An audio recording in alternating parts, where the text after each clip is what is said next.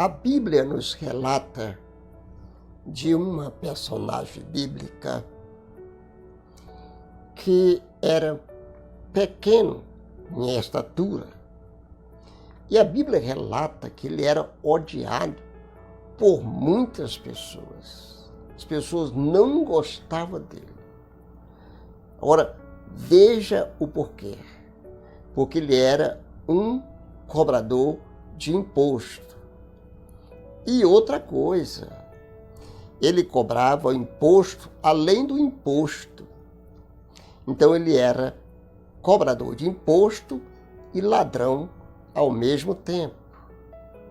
Tanto é que no decorrer da história do acontecido, registrado em Lucas 19, no momento em que ele recebeu Jesus no seu coração, a consciência dele lhe acusou. E ele fez uma declaração excelente. Tudo bem, esse homem queria ver Jesus. Todas as vezes que você quer algo de Deus, sempre existe um ou dois ou três obstáculos. Todas as vezes que há uma necessidade da sua parte de receber, para receber algo da parte do Senhor Jesus, pode ter certeza que você não vai receber tão simples assim. Tem que pagar um preço. Foi isso que aconteceu com Zaqueu. Zaqueu, simplesmente, só porque ele colocou no seu coração de querer ver Jesus, apareceu grandes obstáculos. Primeiro obstáculo, ele era pequeno. E ele não tinha como ver Jesus. E também não dava para ele entrar no meio da multidão para chegar até onde Jesus. Então veja o que aconteceu. Observe o que aconteceu, a história. Irmãos, o título desse vídeo não é esse. Estou fazendo apenas um resumo, tá, de uma introdução. Então ele propôs no seu coração, e eu não sei quem foi que disse que Jesus iria passar debaixo daquela árvore, mas eu acho que ele sabia, claro. Então ele disse, eu vou ter que subir. Vou ter que subir. Já que eu estou embaixo e não consegui, eu vou subir para ver o que acontece. E ele subiu na árvore. E segundo a Bíblia, a árvore era brava, isso quer dizer, cheia de espinho. E ele assim mesmo subiu, porque ele queria ver Jesus. Não foi isso? Foi, era ele que queria ver Jesus. E ele ficou lá esperando. Nós não sabemos quantas horas, quantas semanas e quantos dias. Ele estava lá esperando. E ele não desistiu das esperanças. Ele ficou lá, aguardando.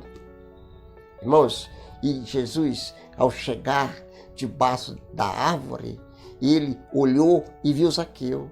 Quer dizer, em vez de ele ver Zaqueu, Deus viu Zaqueu primeiro. Aliás, antes de Zaqueu ver Jesus, Jesus viu ele. E outra coisa, era só isso que ele queria, irmãos, era só ver Jesus.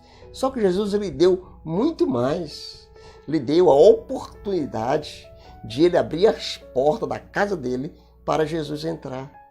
E assim aconteceu. E ele entrou. E ele entrou. Amém, Jesus? Tudo bem, nós vamos falar hoje sobre... Certo, irmão? Depois que ele entrou, que ele aceitou Jesus na sua casa, aí sim, ele disse, olha, se eu pequei, se eu roubei, eu vou dar 4 vezes mais. Olha a diferença de um crente bem convertido, viu, moço?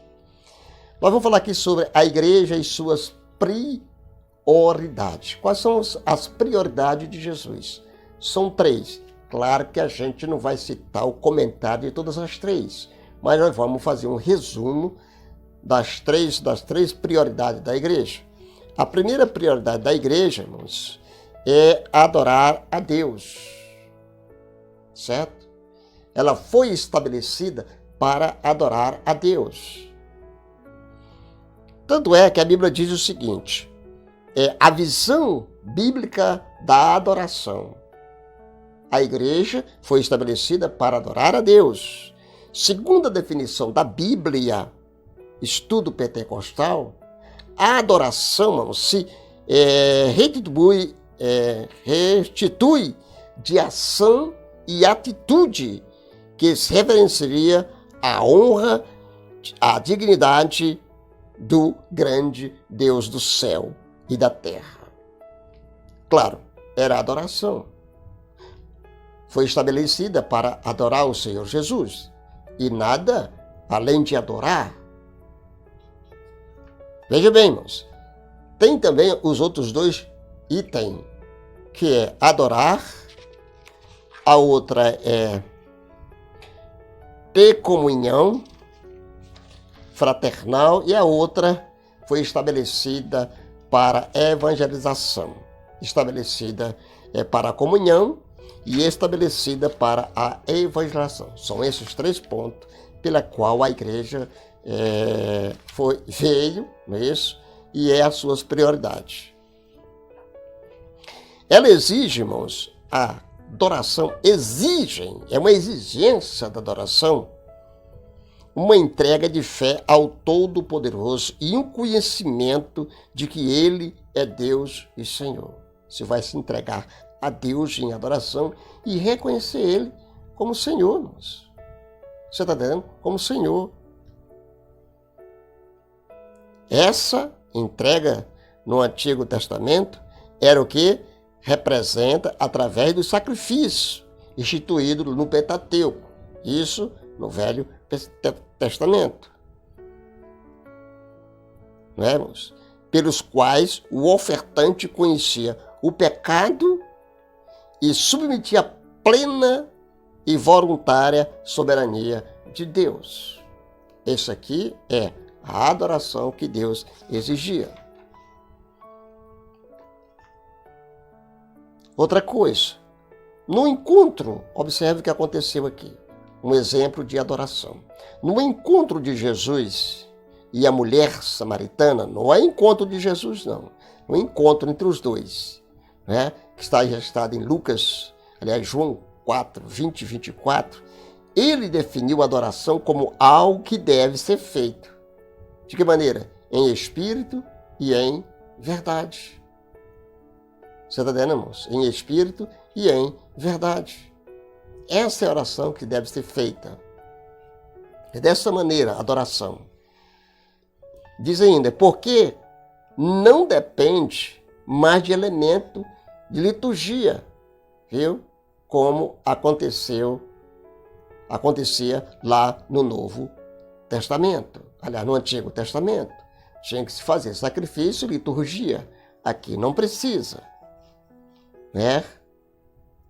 É algo de coração para ser recebido por Deus e não visto pelos homens. Naquela época, os homens viam. Hoje não, nós fazemos nossos sacrifícios a Deus sem precisar mostrar à humanidade.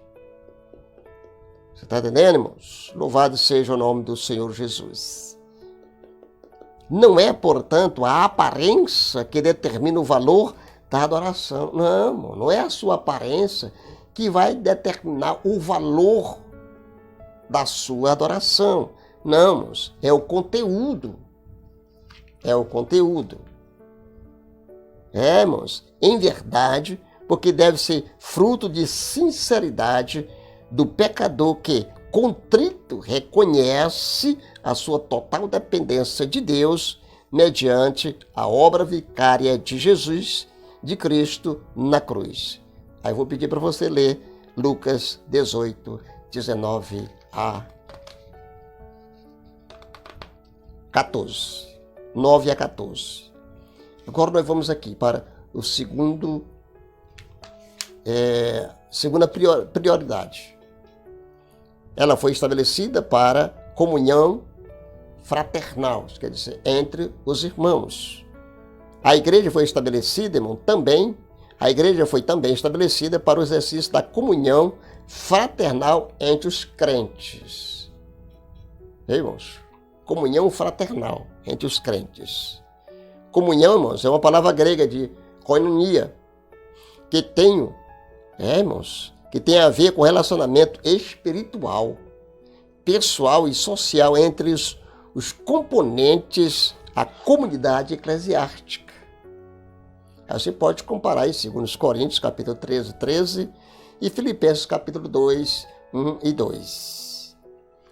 É muito mais do que simples cumprimentar o irmão e desejar-lhe felicidade. É muito mais, irmãos. É o intenso compartilhamento de tudo quanto se relaciona à vida cristã. Tem que ter um relacionamento, tá, irmãos? É o que? É palmilhar lado a lado a carreira para a qual os crentes foram chamados. Como ela foi estabelecida como comunhão, nós devemos buscar esta comunhão. Buscar a comunhão com os demais crentes é uma condição básica para o êxito espiritual de cada crente. Salmo 103, né, expressa bem direitinho, né, essa necessidade e os resultados daí recorrente. Uma bênção na vida, não é isso? E vida para sempre. A mesma ênfase aparece na adoração sacerdotal de João 17. Aí nós temos o exercício aí da comunhão, não é? De amor ao irmão mais fraco, que depende da ajuda para mantê-lo-se de pé. É o companheirismo que aproxima, não é isso? Ao invés de si mesmo. Tem a solidariedade, não é isso? É uma necessidade, nós temos que colocar em prática, ok? E temos que usar de misericórdia para ajudar o nosso querido irmão em Cristo Jesus, no cuidado para com que sofre.